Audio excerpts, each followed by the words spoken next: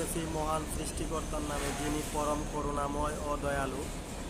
ত্বক ও উজ্জ্বল রাখতে যা যা করবেন তার করণীয় কিছু বিষয় নিয়ে আপনাদের সাথে কথা বলতে আসছি। ত্বকের ক্ষেত্রে তো বেশিরভাগ ক্ষেত্রে জড়িত আছে আমাদের শরীর। যত সূক্ষ্ম হবে তত ত্বক খারাপ হবে, যত নর্মালি হবে তত ভালো হবে। সেই ক্ষেত্রে আমাদের করণীয় কি? বেশি বেশি পানি পান করব আমরা। প্রতিদিন 6 থেকে 8 ঘন্টা আমাদের ঘুমানো উচিত, ঘুমাবো। ত্বকের উজ্জ্বলতা বাড়াতে রাসায়নিক দ্রব্য একদম ব্যবহার করা বাদ দিয়ে দেবো আমরা।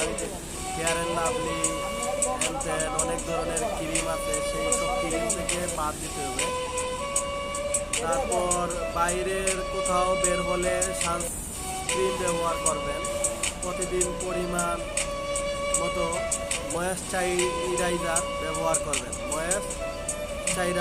করবেন। সপ্তাহে একদিন ত্বকে গরম ভাপ দিবেন। নরম উজ্জ্বল ত্বকের জন্য হাইড্রেশন বাড়ান। মানে তর্কের চেয়ে নীরবতা ভালো, আর প্রতিশোধ নেওয়ার চেয়ে রাস্তা বদলে ফেলা ভালো।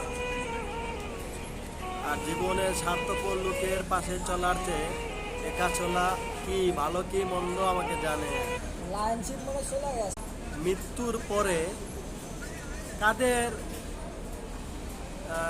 দেহ পচবে না? যে আমরা মৃত্যুবরণ করার পরে কাদের দেহ পচবে না, আমাদেরকে একটু কমেন্ট করে জানিয়ে দিন।